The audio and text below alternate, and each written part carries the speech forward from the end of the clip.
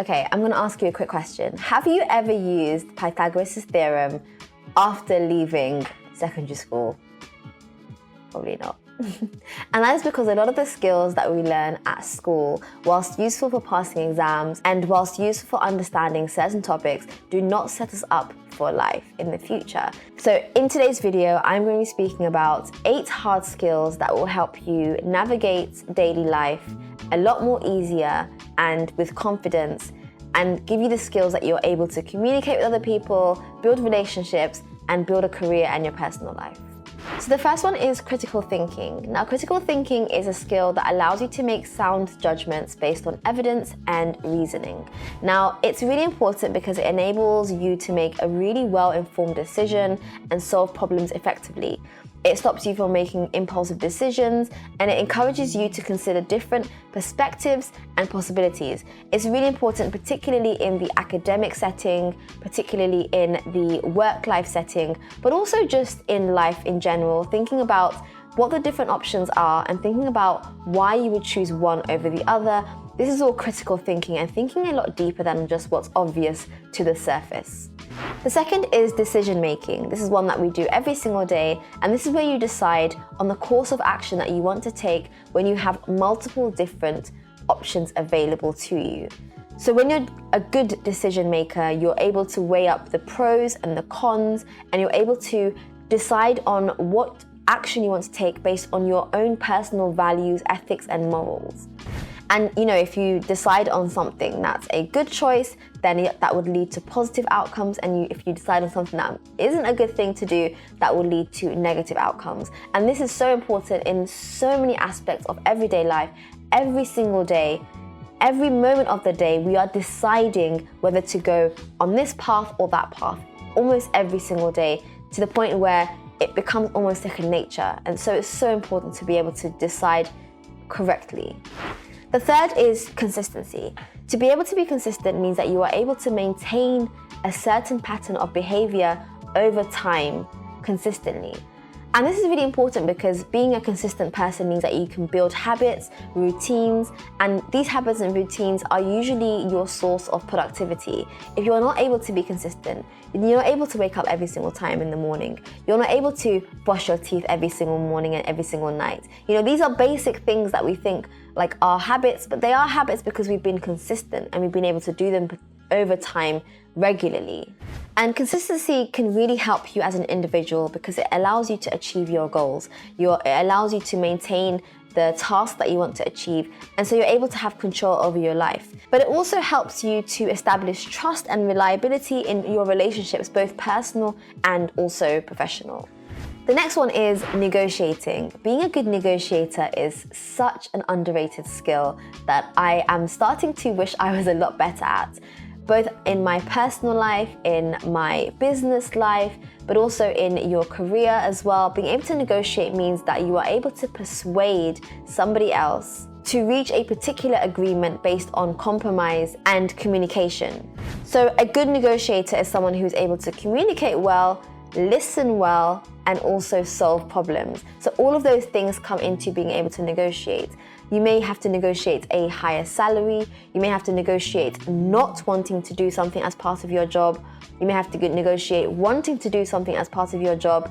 I do it every day with my 1-year-old and my 3-year-old. I'm always negotiating with them sort of what I want, what we are going to do during the day, what I don't want them to do. These are all negotiating skills. And if you're someone that gets frustrated, can't communicate, isn't able to speak to other people, isn't able to compromise, then you're always going to be in conflict because you can't negotiate and you can't set your, kind of put your foot down and say, this is what I want and this is why I want it and this is how I want to get it. Really, really important, so underrated. The next is emotional intelligence. I think emotional intelligence is probably the one hard skill that I see lacking in a lot of people, adults, children, everyone. And it's a skill where you need to manage your own emotions, but also understand other people's emotions. So this is something as simple as like being really stressed and really overwhelmed. That is a lack of managing your emotions because of whatever reason it is. of your fault, may not be your fault, but it is a lack of managing your emotions. And there are kind of ways and approaches that you can go around to be able to manage your emotions. And it's something that a lot of people just don't do. It's very difficult. It's probably the hardest one of this list, is to manage your emotions. As humans, we tend to be quite impulsive, and actually recognizing the emotions of others can be something that we struggle with quite a bit. So people that have high emotional intelligence are often really good communicators. They're also really empathetic, and they also can handle difficult situations with grace. So they're able to say, right, this is what's happening, this is how we can fix it, this is what's not happening, and just stay calm in that whole situation. It's very difficult.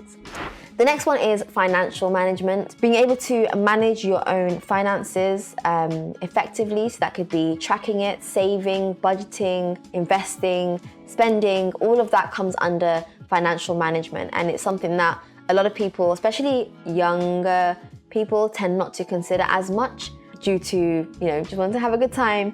But it is important to be financially secure and also manage your finances well to set yourself up for today, for tomorrow, and also for the long-term future. Financial management involves making really informed decisions about spending, saving, managing debt, not getting into debt, and investing in ways that align with your personal goals. Do you want to retire at 40? If yes, you need to start to set aside some money for a pension. You need to start to invest in ways that align with that particular goal. So this means that you're able to avoid financial stress, you can build wealth, and you can achieve that long-term financial success. And financial management is something that isn't taught at school at all.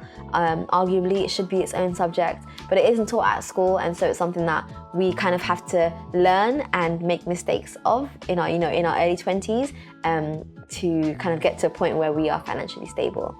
The next one is digital literacy, and this is one that I think most people are pretty good at for the most part, and this is where you're able to use digital devices in order to inform decisions, in order to inform practices and processes of your everyday life.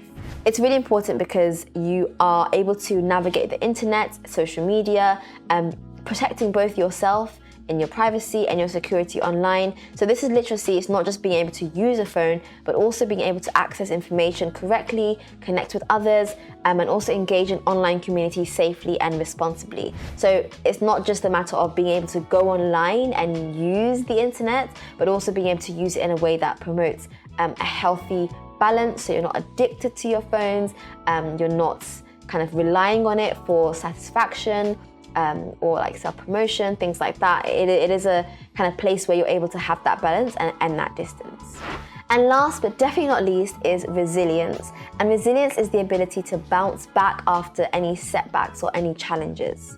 This is a really important skill, again, very underrated because it enables you to adapt to change, to cope with stress, and also maintain a positive outlook. If you are someone who's resilient, you usually have a growth mindset. You're able to be more flexible and adaptable, and you're able to develop strategies that allow you to cope, regardless of how that is, and also promotes your emotional and mental well-being. If you're highly resilient, you can overcome obstacles really quickly and achieve your goals no matter what setbacks and difficulties you may have. So like if something bad happens to you, if something out of the ordinary happens to you, you're not sort of falling back and giving up. You're thinking, right, how can I be resilient? How can I set myself up in a way that's better? How can I do better next time? These are all ways that resilient people are able to kind of overcome things that happen to them that's out of their control, but keep on going with a positive outlook and mindset. Let me know if any of those skills are ones that you feel like you really struggle with, or ones that you feel like you want to try to improve, or you have improved over the past couple of years. And if there are any others that you think are also really important, then do let me know in the comments box down below. This video is actually inspired by a different video that I saw not too long ago, so I'll leave a link for it down below if you want to see some other hard skills that are also equally as important. And if you enjoyed this video, don't forget to subscribe, thumbs up as always, and I'll see you guys in the next video. Bye.